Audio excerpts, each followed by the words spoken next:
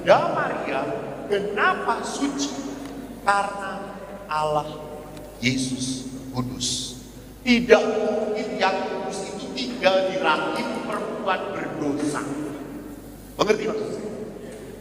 Jadi itulah sebabnya kenapa Maria dikandung tanpa dosa.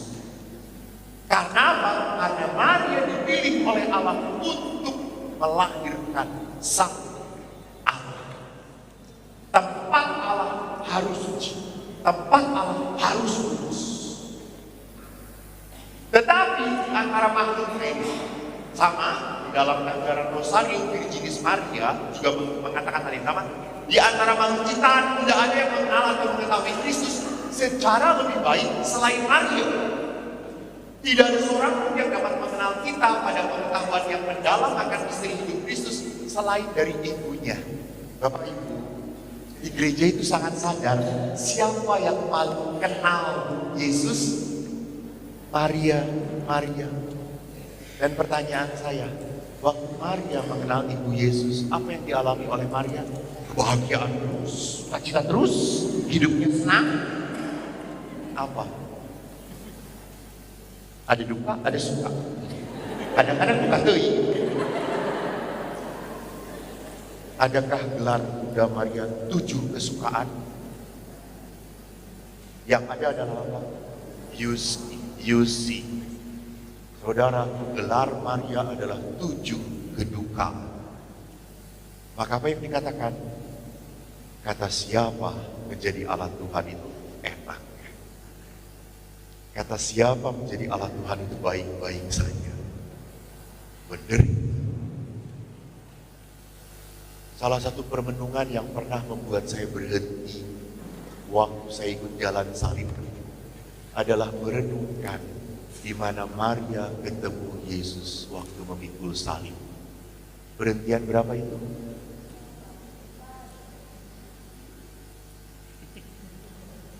Gak hafal?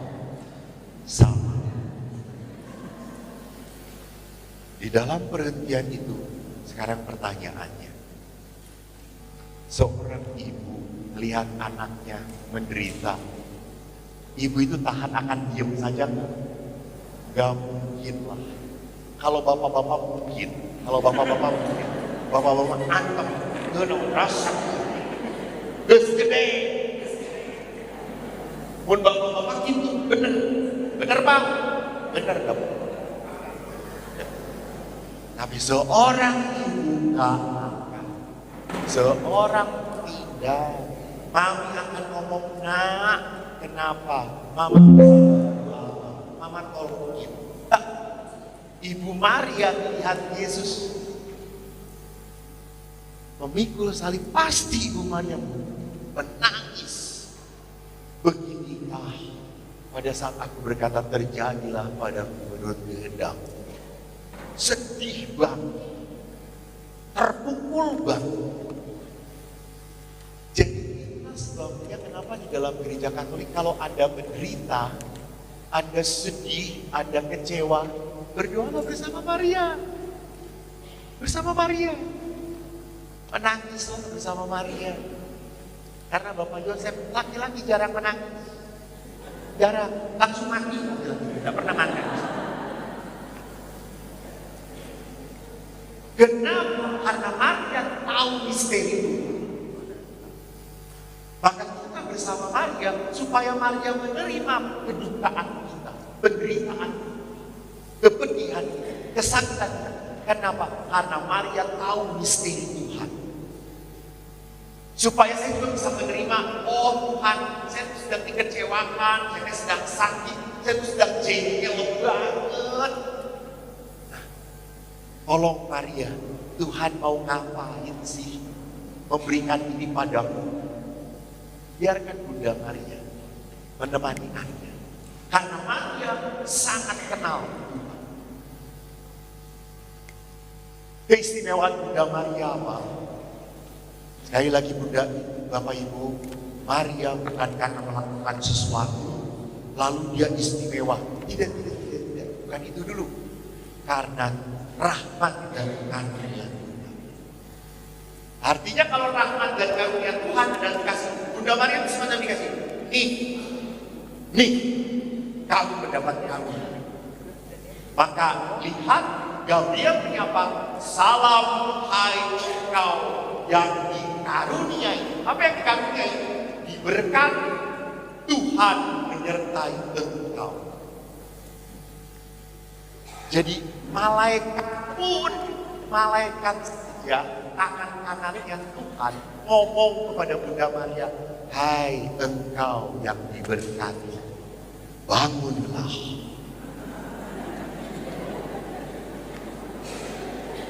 Pergilah, koleklah.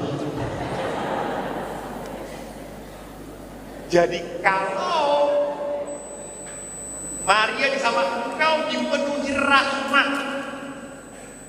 maka Maria adalah pribadi yang sungguh dicintai dan dikasihi Tuhan. Allah adalah Dia yang berlimpah kasih dan kesetiaan. Ini Tuhan kepada Maria lewat Gabriel, kami cintai Tuhan, kamu Tuhan. Jadi jangan bayangkan Maria hebat, no, bukan itu. Tuhan dulu yang bekerja. Maka Bapak Ibu sama, Anda tidak diwajibkan untuk ke gereja, Anda tidak diwajibkan untuk berdoa, enggak. Kalau Anda diwajibkan ke gereja, Anda disuruh berdoa.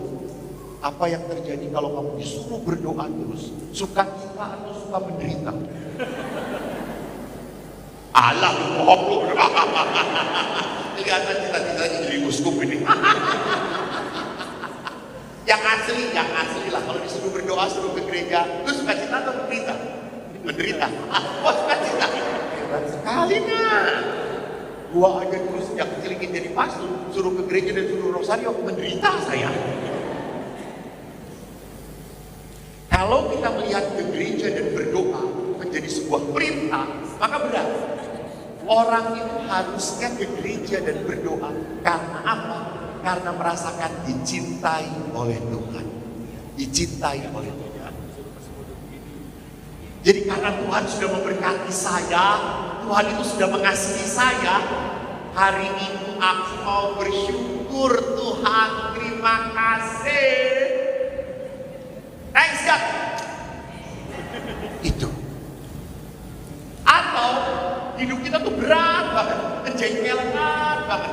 Punya suami, dan Tuhan sudah makin jelek, makin tua, omong, rambutnya hilang satu demi satu, budek, tuli, banyak komplain.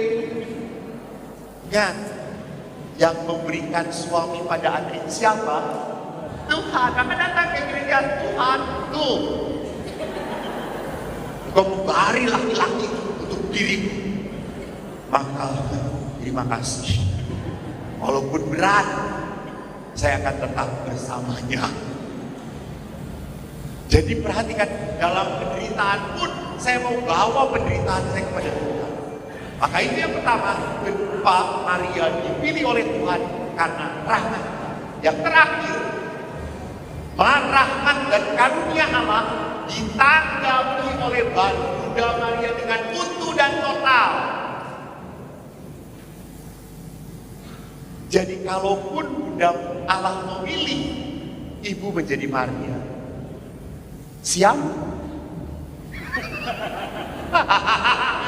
Ibu itu langsung ngomong, kalau ibu Allah memilih menjadi Bunda Maria, ibu langsung bilang, suamiku kemana kan?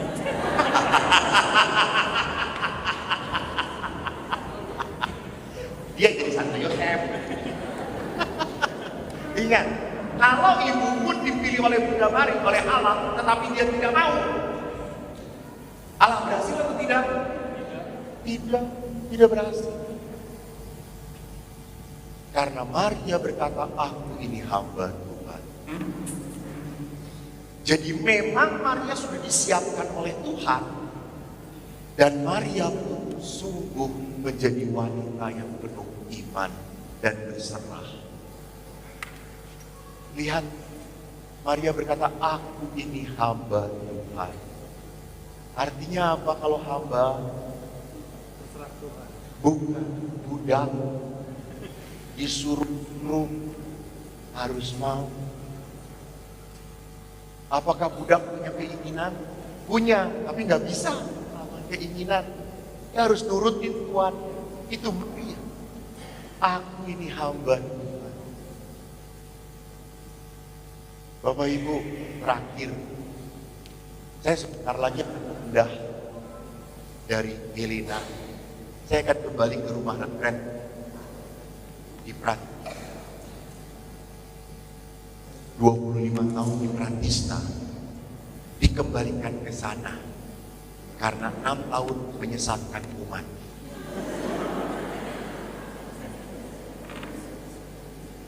Kalau mau ketemu saya, Pratista. Di Pratista tempatnya bagus banget, sejuk, tenang, tidak seperti Sukabumi, panas, penuh penderitaan.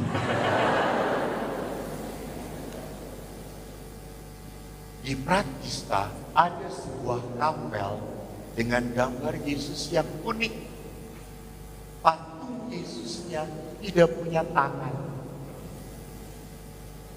Itu adalah patung replika dari sebuah gereja di Jerman. Sewaktu gereja di zaman Perang Dunia Kedua dihabisin, dibom, ada seorang pastor yang datang ke gereja mau mencari benda-benda rohani yang bisa diselamatkan. Di salah satu gereja dia menemukan ada patung Yesus utama terbuat dari marmer jatuh, dan dia lihat tidak ada tangannya, badannya utuh. Dia bawa ke rumah, dia katakan, tolong buatkan tangan, aku akan pasang kembali. Pemahat itu buat tangannya Yesus. Saudara-saudara tahu kalau marmer itu ada seratnya. Tahu nggak serat? Itu marmer itu mahal banget, jadi mungkin nggak ada itu juga bumi ya. Kasihan banget nih. Ada lah. Jadi kalau marmer itu ada serat-seratnya, ada garis-garis. Dan setiap pemahat itu buat tangan selalu nggak cocok, nggak pas. Sampai akhirnya dia putus asa dan dia berdoa. Dan di saat berdoa tiba-tiba dia mendengarkan sebuah bisikan. Dan akhirnya itu yang dia lakukan. Pasturnya datang dan dia tanya, mana patung Yesus? Sudah kau buat? Sudah. Lalu diperlihatkan, mana? Kok gak ada tangannya? Ya, pastor, saya tidak bisa membuat tangan. Saya hanya mau menambahi di bawahnya kalimat saja. Apa kalimatnya? Kamulah tangan. You see what it means. Keselamatan berhasil sampai ke tempat kita karena Bunda Maria bersedia menjadi hamba Tuhan. Wajah Anda sudah seperti orang mau dipanggil Tuhan semua.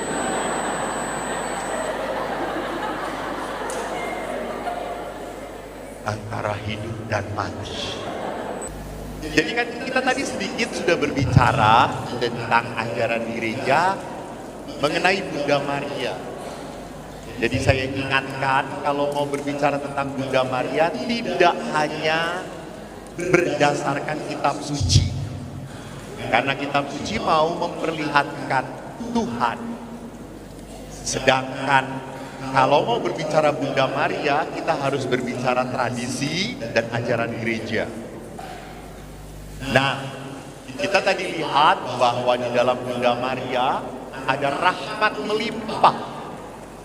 Dan Bunda Maria menanggapi dengan total apa yang Tuhan mau. Di dalam gereja berdasarkan ajaran dari Santo Agustinus ada dua model penghormatan. Yang pertama disebut latria, penyembahan. Penyembahan itu hanya berlaku pada Allah, Bapa, Putra, Kudus. Itu penyembahan. Adorasi sakramen Maha Kudus disebutnya penyembahan, bukan penghormatan. Penyembahan karena kita berada. Sedangkan yang kedua adalah apa? Dulia.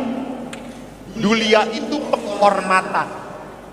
Penghormatan diberikan kepada apa? Orang kudus. Bahkan kepada Bunda Maria diberi penghormatan yang lebih luhur, disebutnya hiperdulia. Kenapa sampai seperti itu? Karena memang Bunda Maria tadi persis di bawah Yesus. Dia orang yang sungguh diakui oleh Allah juga. Maka malaikat Gabriel waktu menyapa Bunda Maria, engkau wanita yang terberkati, Tuhan menyertai engkau. Malaikat sampai berbicara seperti itu. Maka lihat di sini, penghormatan ini dari dulu ada. Jadi manusia boleh dihormati, boleh, orang kudus tuh boleh dihormati. Maka dia di sini, Yusuf dulu sujud sampai tanah menghormati ayahnya Yakub. Jadi kalau kita sungkem, itu bukan berarti kita menyembah orang tua kita. Udah, kita menghormati. Jadi ada orang juga, pastor, kalau ada peti jenazah lalu kita membungkuk 3 kali, kita menyembah. Enggak, kita menghormati. Kita menghormati. Nabi Nathan sujud untuk menghormati Daud, ada di dalam kitab Raja-Raja. Absalom sujud menghormati Daud di dalam kitab Samuel. Jadi penghormatan itu bukan penyembahan berhala.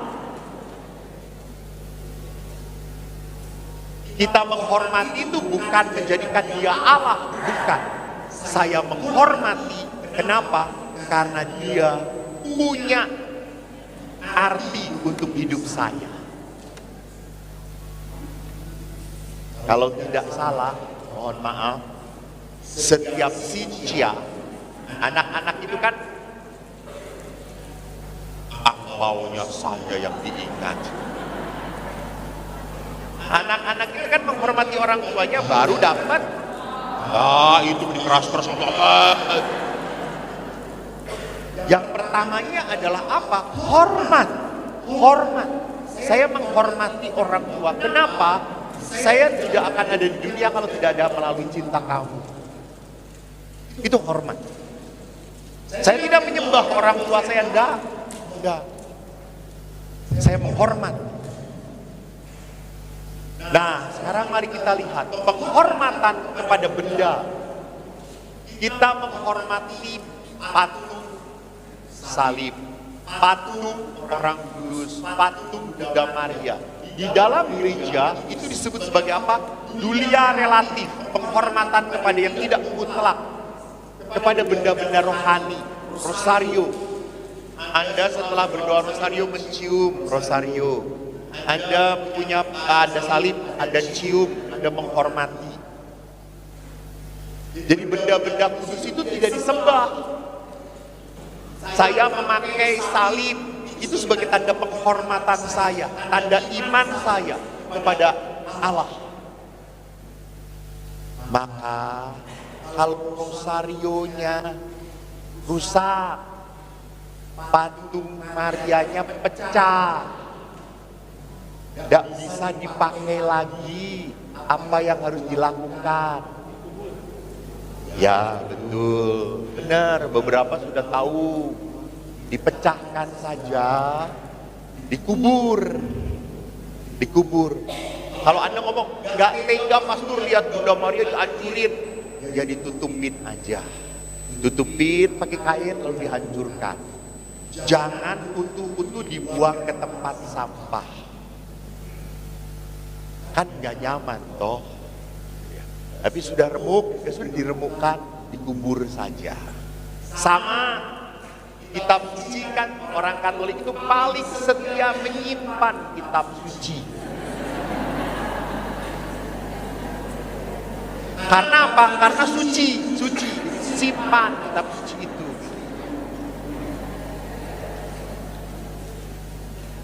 Lalu pada saat dibuka, sobek. Kenapa? Karena kitab suci ini warisan dari papa mamanya. Papa mamanya dulu rajin menyimpan anak cucu keturunan gitu ya. Pada saat dipakai sobek, sudah tidak bisa dipakai lagi. Bagaimana? Ya sudah, tidak apa-apa, dibakar juga tidak apa-apa. Asal jangan dibuang ke tempat sampah begitu saja. Mau disobek-sobek itu bukan penistaan agama. Ya. Gereja Katolik tetap gereja Katolik walaupun kitab suci ada sobek gitu ya. Ada sobek karena apa? Saya sudah tidak bisa pakai lagi, hilang kalimatnya, kata-katanya hilang. Bahkan beberapa oma-oma tuh rongo, aduh sudah sulit baca kitab suci, kecil-kecil tulisannya.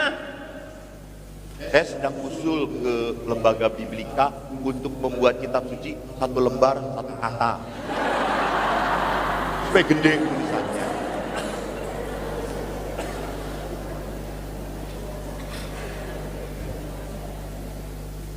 Jadi boleh sekali kita tetap menghormati. Nah sekarang mari kita berdoa melalui perantaraan Bunda Maria. Apa yang bisa kita belajar? Mengapa kita berdoa dengan perantaraan Bunda Maria? Tadi saya sedikit sudah ngomong sebetulnya. Bukankah kita bisa berdoa langsung? Betul, bisa. Silakan. Boleh. Tapi lihat dalam tradisi pun, dalam Alkitab, kita bisa melihat banyak contoh menunjukkan bagaimana orang bisa menjadi pengantara pada Allah demi orang lain. Maka itu kita boleh mendoakan orang-orang. Kita boleh mendoakan saudara kita yang tidak seiman. Boleh. Bagi Tuhan tidak penting lu Islam, lu Katolik, lu Kristen, lu Buddha, lu gue pastor yang penting. Yang penting apakah engkau menjadi hamba Allah yang setia dan bertobat. Jadi lihat, kita boleh menjadi peran orang-orang Allah untuk mendoakan. Nah, Abraham pun berdoa dulu waktu Allah mau memusnahkan Sodom dan Gomora. Abraham berdoa untuk kota Sodom. Musa berdoa untuk kepentingan umat Israel. Ini atau beberapa kali Yahweh kesel, jengkel dengan orang Israel dan akan memusnahkan bangsa Israel. Siapa yang berdoa dan berseru? Musa. Musa ngomong, Yahweh, ampunilah, mereka ini bangsa yang keras, tolonglah. Maka Tuhan mengampuni. Karena melihat siapa? Melihat Musa. Jadi Tuhan mengampuni karena Tuhan siapa? Musa. Nah, kalau kita perantaraan Bunda Maria, Tuhan jangan melihat si Eko ini. Banyak dosanya Tuhan, nyebelin. Jadi pasti juga banyak yang benci. Lihatlah bundanya dia. Siapa? Maria. Keren ya. Jadi biarkan kau mendoakan doa karena engkau Maria. Dalam perjanjian baru, Yesus pun berdoa untuk murid-muridnya di dalam bab-bab terakhir. Bahkan Paulus pun berdoa bagi umatnya. Dan Paulus berkata di dalam surat pertama Timotius, naikkan permohonan, doa dan ucapan syukur untuk semua orang. Ibu karismatik, apa itu doa syafaat? Apa itu doa syafaat? Ya, doa syafaat adalah doa yang diberikan untuk orang-orang yang membutuhkan doa, bukan untuk diri sendiri. Jadi saya mendoakan pastor paroki. Itu doa syafaat. Tapi jangan. Jadi doa itu selalu tujuannya untuk hal yang baik. Kesimpulan, maka doa seseorang bisa berguna bagi orang lain. Itulah yang disebut doa syafaat. Saya sering mengingatkan orang tua yang punya anak yang sudah mulai besar-besar. Nyebelin banget si Koko. Jangan langsung dinasehatin. Udah kalau udah nggak tahan cerai aja. Ini mertua yang dipakai oleh setan. Sebagai mertua, tugasnya apa? Memberi kekuatan. Anak-anak susah diatur, sudah besar-besar. Doakan, doa orang tua itu dahsyat. Kenapa saya jadi pastor? Karena sejak kecil ibu saya kalau menggendong saya sambil bernyanyi, tak lelo itu yen gede engkau dadi Romo. Jadi saya tidak akan pernah jadi uskup karena doa ibu saya jadi Romo.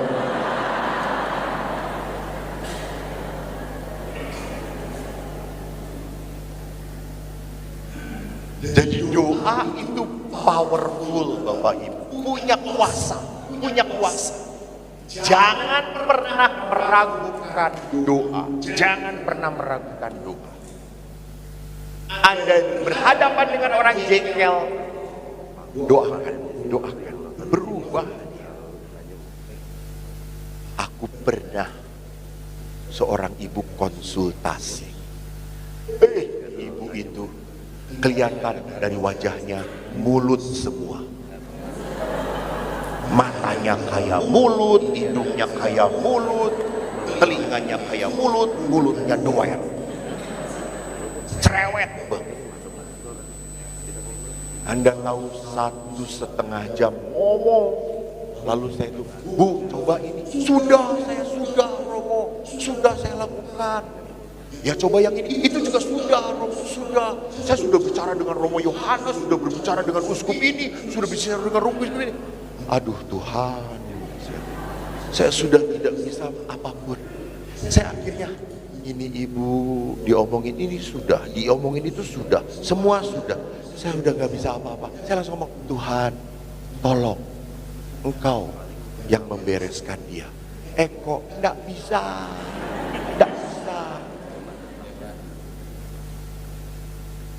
Lalu setelah hampir 2 jam, aku tak tahu apa yang harus kukatakan. Dan si ibu itu berkata, terus pastor saya harus gimana? Saya juga bingung. Dan ibu pulang aja. Saya doakan ya, ibu pulang. Jadi pastor gak bisa kasih solusi? Enggak. Karena ibu sudah berbicara dengan yang tingkat dewa semuanya. Uskup sudah, Romo Yohanes sudah, aduh itu sejago-jagonya. Sudah, ibu pulang aja. Saya doakan. Halo, 2 minggu kemudian ibu itu datang. Saya udah takut, aduh. Kemarin aja 2 jam, sekarang pasti 4 jam. Saya sudah berusaha menghindar. Ibu itu datang, saya pura-pura gak ngeliat. Tapi namanya ibu-ibu.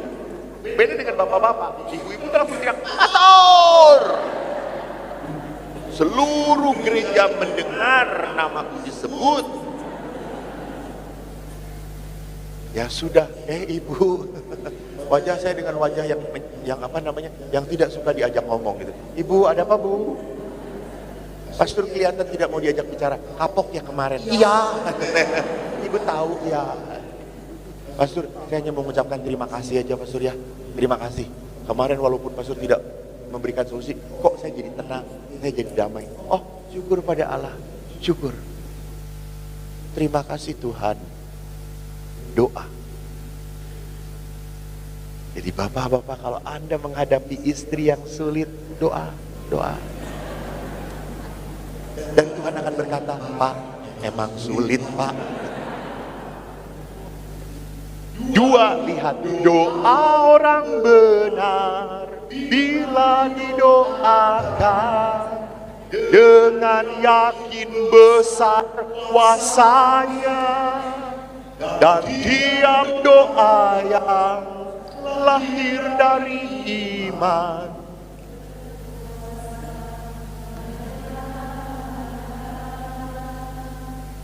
Lihat, doa orang benar.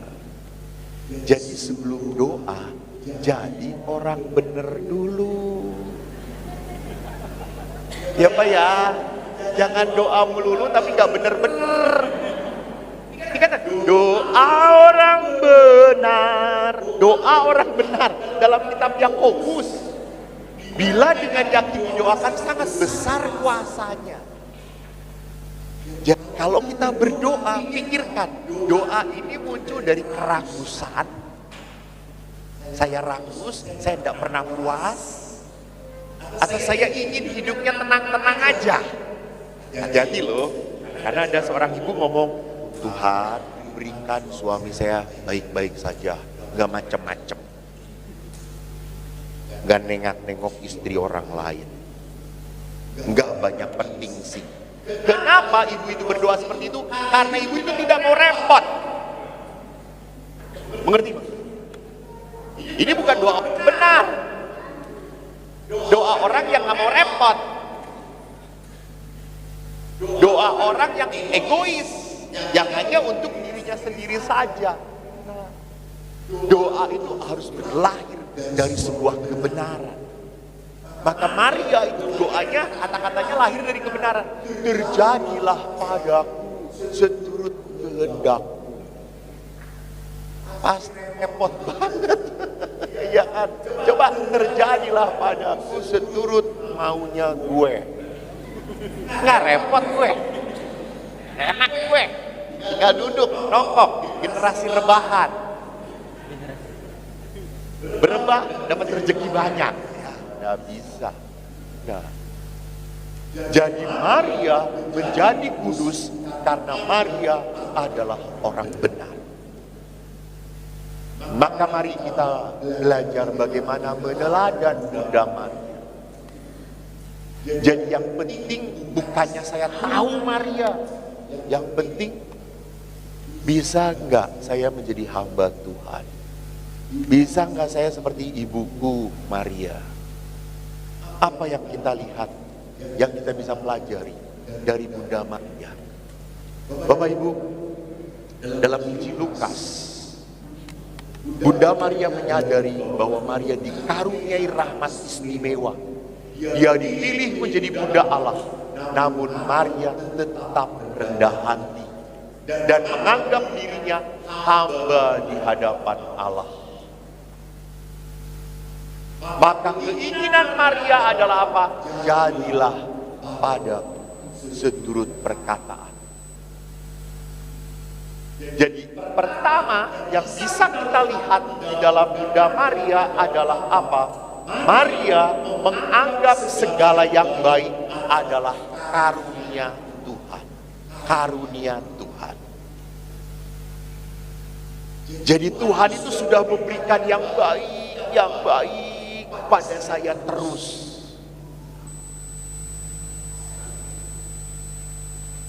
Ada seorang ibu kemarin baru kena kanker setelah hidup 60 tahun, sub tahun ke-65, dia kena kanker selama 5 tahun. Stadium 4 sudah menjalar, dan ibu ini memberikan kesaksian kepada saya sewaktu ditanya, Bu, bagaimana ibu menghadapi penyakit yang tidak mudah disembuhkan? Ibu sedih, ibu kecewa, ibu merasa ditinggalkan Tuhan. Apa kata ibu itu? Romo, saya 65 tahun usia saya. 60 tahun Tuhan sudah memberkati hidup saya. 60 tahun Tuhan sudah memberikan kasih yang besar untuk diri saya. Masa sekarang 5 tahun saya dapat kanker, saya lupakan kebaikan Tuhan yang sebanyak itu? Masa saya marah-marah? 60 tahun Tuhan sudah menyertai saya. 60 tahun Tuhan sudah memberikan kasih kepada saya. Setiap permasalahan selalu Tuhan tolong, selalu Tuhan bantu. Kalau sekarang saya harus menderita, oke, saya terima. Bapak Ibu, hati-hati. Jangan sampai penderitaan kecil membuat Anda melupakan berkat Tuhan yang besar. Hati-hati. Menyedihkan. Tuhan sudah begitu berbuat banyak untuk kita. Suster kesandung ngelihat seorang jejaka tampan dari Jawa, langsung ke pimpinan, saya sudah tidak punya motivasi jadi suster. Memalukan papa mama. Jangan hanya karena godaan si pemuda tampan kau tinggalkan panggilanmu yang mulia. Yesus lebih tampan.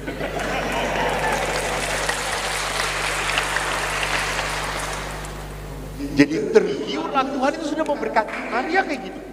Maria betul-betul melihat semua terjadi hanya karena kemurahan Tuhan, hanya karena kebaikan Tuhan.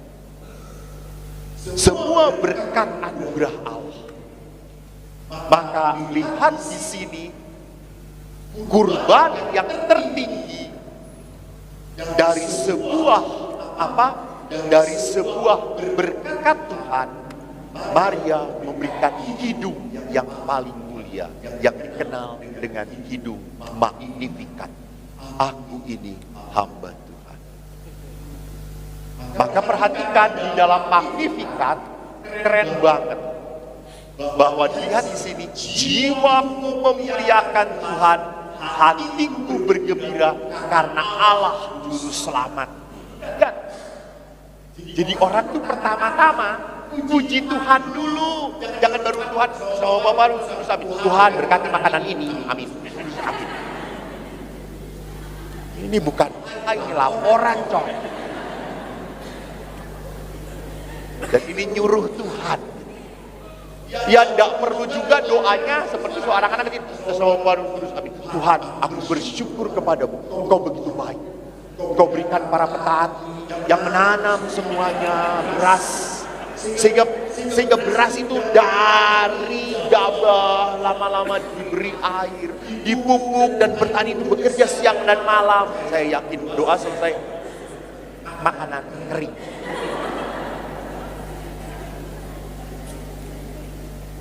Jadi doa itu lihat Bunda Maria, jiwaku memuliakan Tuhan, hatiku bergembira. Sebab apa? Ia memperhatikan hambanya. Yang Maha Kuasa telah melakukan perbuatan besar padaku. Rahmatnya turun-temurun atas diriku. Ia perlihatkan kuasanya dengan perbuatan tangannya. Maria kagum pada karya Tuhan. Setelah itu, lihat, Bunda Maria berkata, ia menurunkan orang berkuasa, melimpahkan yang baik kepada yang lapar. Ia menolong Israel seperti dijanjikannya kepada nenek moyang, kepada Abraham dan keturunannya. Jadi karya-karya kemurahan hati Tuhan. Dan kita lihat spiritualitas apa yang bisa kita pelajari dari magnifikat Maria ini. Siapakah Bunda Maria? Siapakah ibu kita? Kita bisa tahu keasliannya melalui magnifikat. Identitas yang paling dalam dari hati dan jiwa serta rohnya, dia menyebutkan hamba yang hina. Jadi Maria menyebut diri dengan sangat sederhana, namun apa mendalam. Jadi dia mengatakan, sudah hamba hina lagi. Jadi bukan hamba yang pantas, bukan hamba yang layak. Dia mengatakan, aku hamba yang hina. Jadi Maria memperlihatkan ketidakpantasannya di hadapan Tuhan. Dan itu berkenan pada Tuhan. Maka tujuan Maria hanya satu. Jadi setelah Maria memperlihatkan identitasnya, tujuannya apa? Ikuti yang Tuhan mau. Ikuti yang Tuhan mau. Ya, Pak, kalau Tuhan mau Bapak hidup dengan istri Bapak, ya, sudah berapa tahun?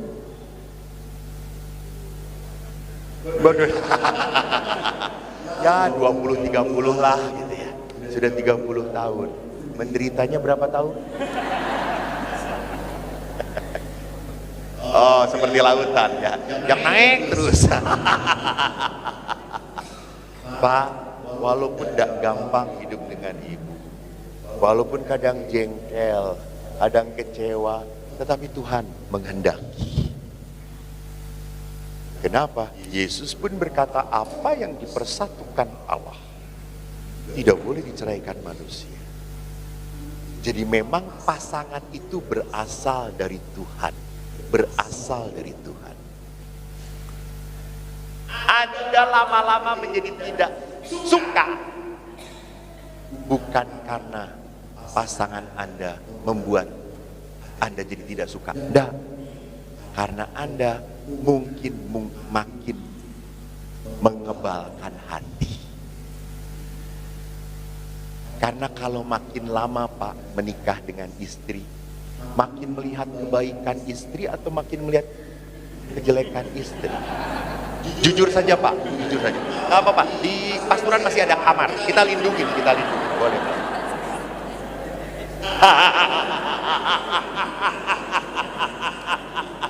Lihat itu. Betul lah. Makin lama hidup dengan istri, kita makin kelihatan jeleknya. Saya kalau tanya kepada bapak-bapak juga begitu, Pak, bagaimana perkawinannya? Ah, ya gini-gini aja, biasa-biasa aja. Ya dari dulu kayak orang kawin kayak gitu-gitu aja. Ya up and down lah. Itu suami. Tapi kalau tanya kepada istri, gimana perkawinan? Langsung litani penderitaan. 3 folio penderitaan dia. Maka ada rumusan, bapak-bapak dengarkan. Tolong ikuti rumusan ini kalau Anda mau bahagia dengan istri Anda. Dengarkan rumusannya, Pak. Suami istri menikah, oke? Semua karena kehendak Allah. Amin? Bagus. Kalau suami salah, maka suami harus minta maaf kepada istri. Oke? Setuju? Setuju. Suami salah, minta maaf pada istri. Kalau istri salah, istri akan berkata, gue salah karena lu kayak gini. Jelas Pak? Maka kalau istri salah, yang harus minta maaf suami, bukan. Karena dalam hukum istri hanya 2 yang tidak pernah salah. 1 suami Allah, yang 2 istrimu. Itu dalam hukum istri. Jadi perhatikan di sini, bapak-bapak, saya selalu mengatakan dalam perkawinan, siapa yang harus minta maaf duluan? Lihat para istri berkata, suami. Dan suami berkata, saya. Pak, jangan lupa, orang yang harus minta maaf duluan adalah orang yang punya Yesus dalam hatinya. Jadi kalau Bapak minta maaf terus, tenang Pak, di surga akan dilayani oleh 7 bidadari.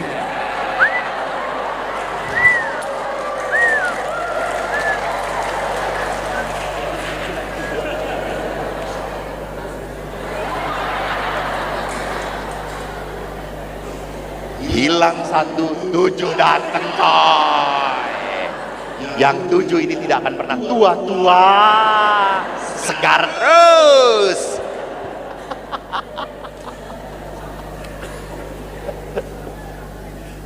Jadi saudaraku, kalau kita selalu lihat ini kehendak Allah, ini kehendak Tuhan, apa yang harus terjadi padaku, maka kita bisa berdamai. Maka kita bisa berdamai. Kita bisa berdamai. Kalau ini kehendak Tuhan, maka saya tidak akan pernah membandingkan. Ya sudah, saya memang Tuhan mau saya hidup dengan suami yang seperti ini. Ya sudah, gua nikmatin sampai mati. Terima, berdamai. Menerima kehendak Tuhan. Sekali lagi, Bunda Maria pun mendapat gelar 7 kedukaan. Udah gampang. Apakah saya gampang menjadi pastor? Berat. Kadang-kadang banyak wanita yang ingin mengatur pastor. Bapak-bapak tahu toh, paling berat dihadapi itu emak-emak. Maka polisi pun kalau ada overboard mama yang lewat, pura-pura nggak ngeliat polisinya. Nggak ngeliat.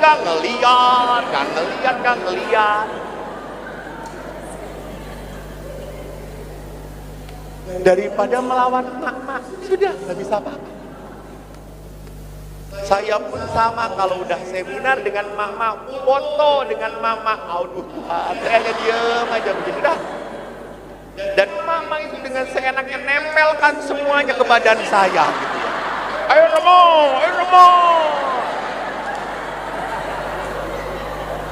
Saya hanya berdoa, Tuhan jauhkan dari godaan. Untung yang nempel itu lato-lato, bukan payudara gitu kan, nggak jelas di bawah itu sudah nggak jelas.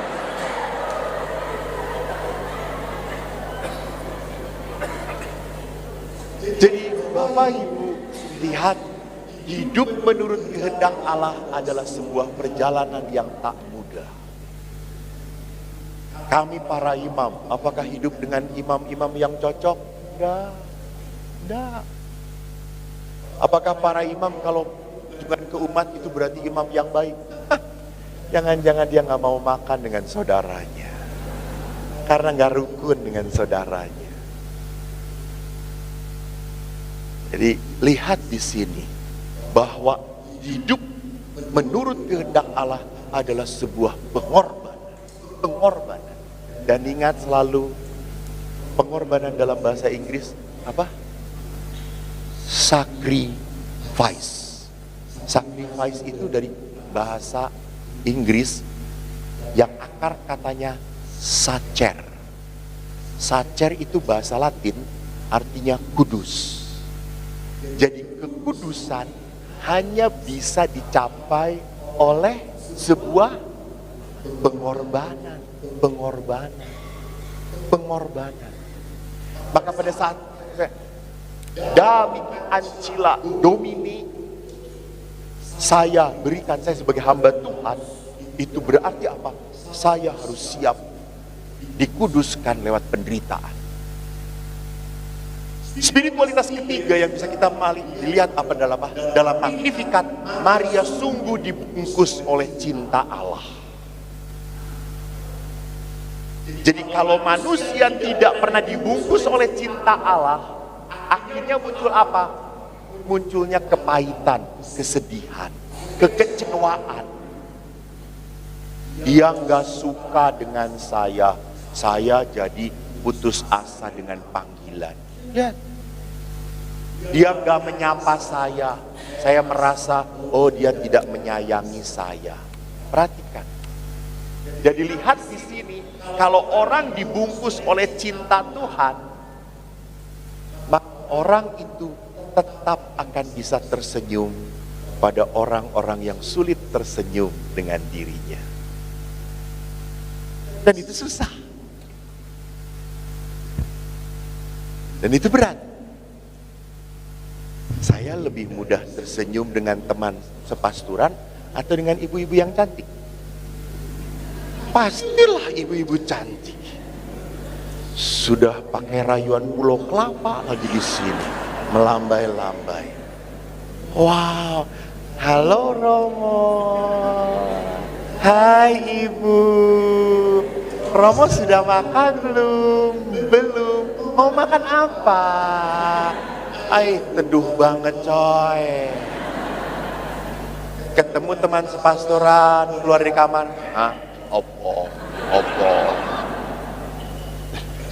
Rahono panganan, ya wis puasa, ramangan. Jadi bagaimana saya tetap harus membawa sukacita di dalam kehidupan.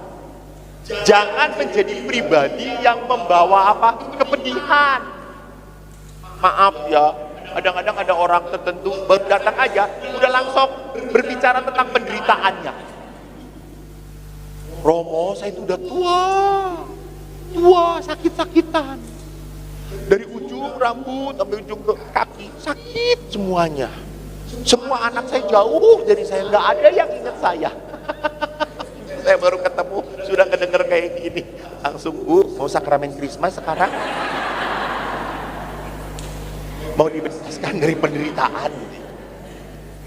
Mbok, ya jangan membesar-besarkan penderitaan toyo. Hidup itu kita harus membawa sukacita, bukan membawa beban. Setiap orang punya beban kehidupan, bukan untuk diceritakan, tapi untuk dipikul, untuk ditanggung.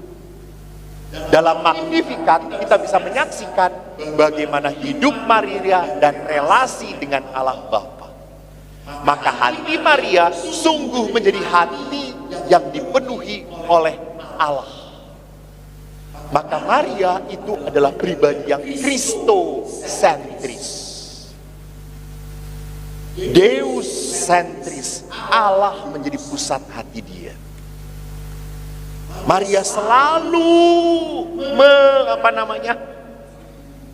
menggumulkan seluruh peristiwa hidupnya dengan Tuhan.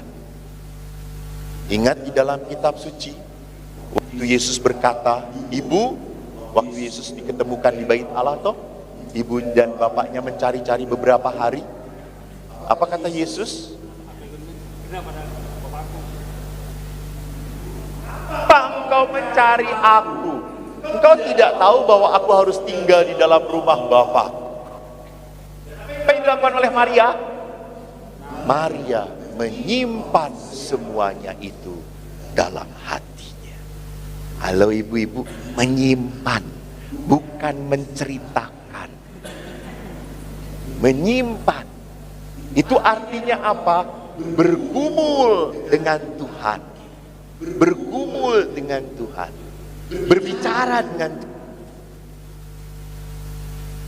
Dan itulah yang akhirnya ingin dibagikan kepada Bunda Maria. Dari Maria. Maria ingin membagikan hidup di dalam Tuhan itu seperti apa. Hidup bersama Tuhan itu seperti apa. Hidup karena Tuhan itu seperti apa.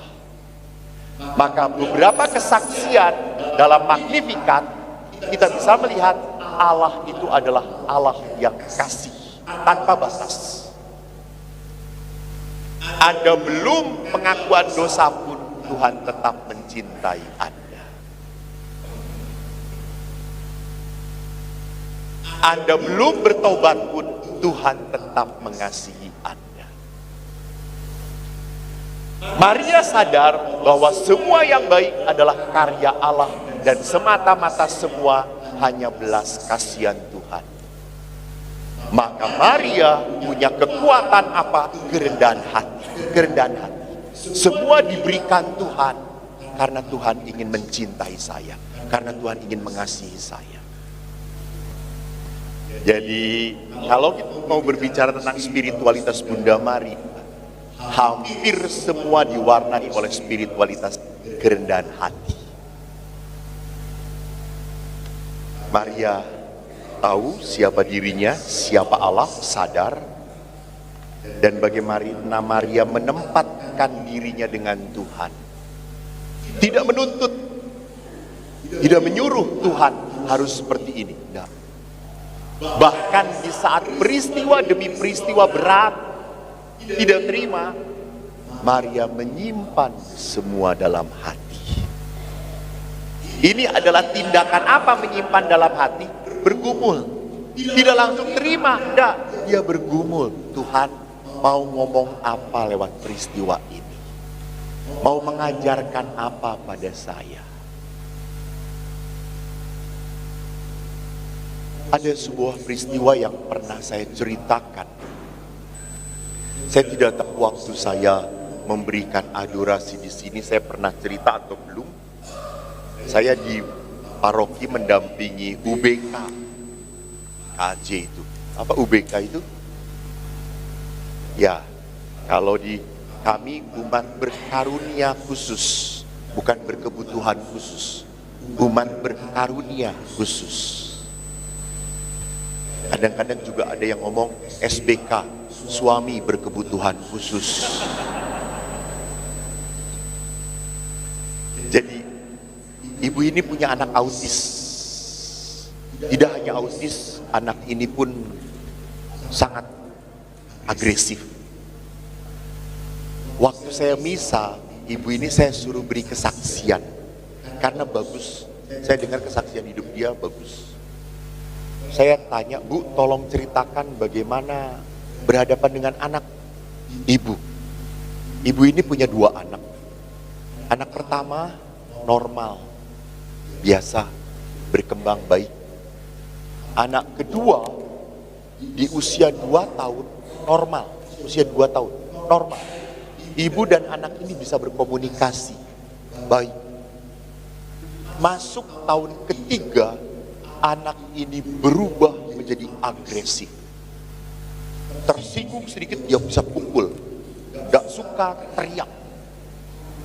Dan dia punya dunianya sendiri. Dia marah langsung bantingkan segala-galanya. Tidak terkontrol. Bahkan ibunya pun gak bisa menenangkan anak kalau sudah marah.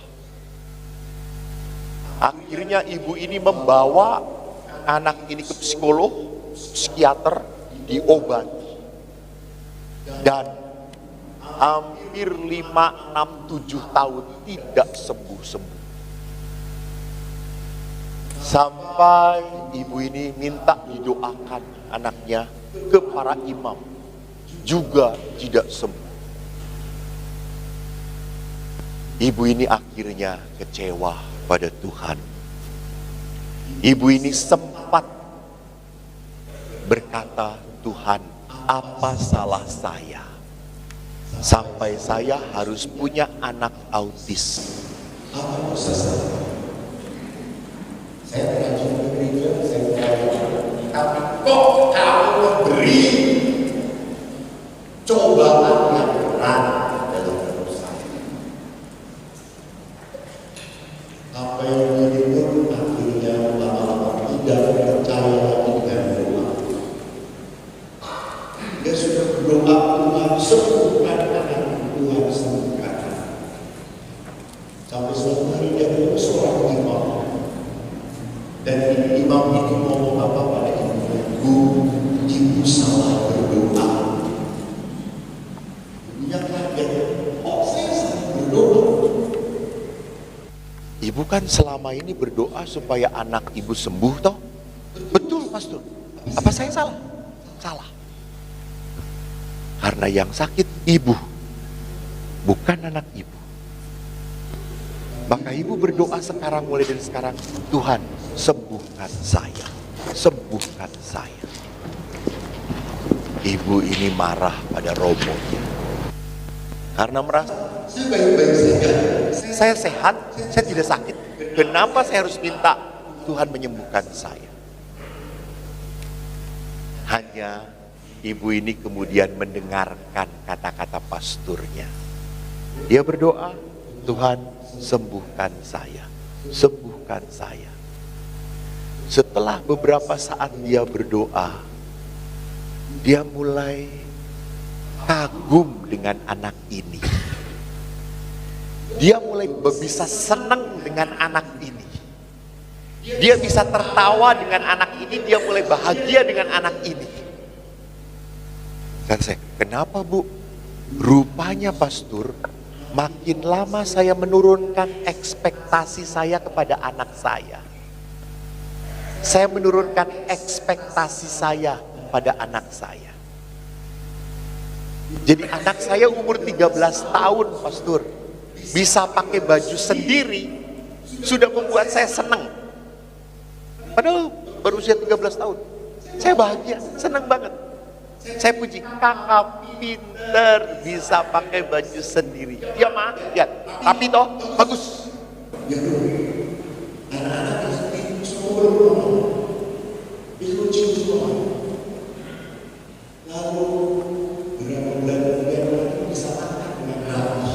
Dipuji, deh, bisa makan sendirian ya, bagus banget. Iya mah, bagus ya mas. Ya, terima kasih mama. Dia peluk. Akhirnya saya bahagia dengan anak ini, banyak hal yang saya syukuri. Lalu saya tanya, Bu, apa hal yang terbaik, keindahan apa yang ada dalam anak autis ibu?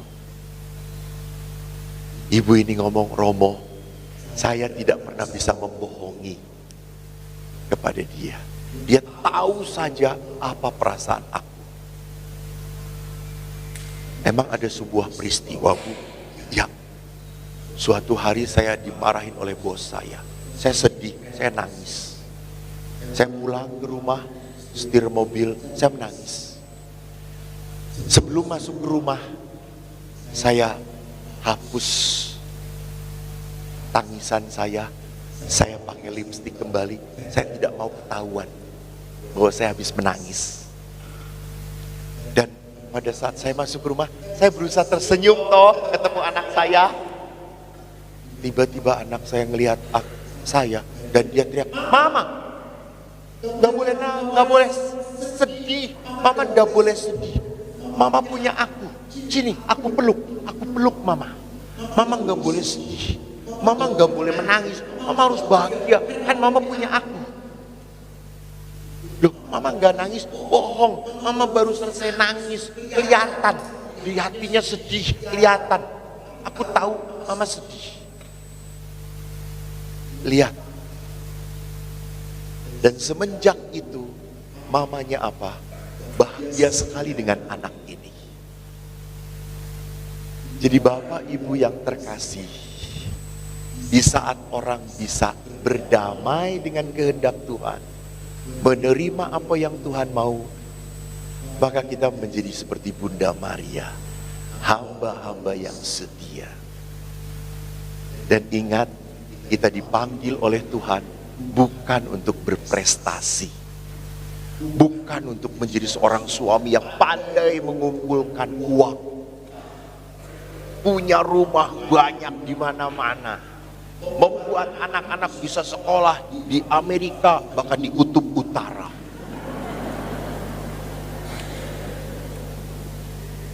Allah tidak butuh prestasi Anda. Allah hanya membutuhkan apa? Kesetiaan kita.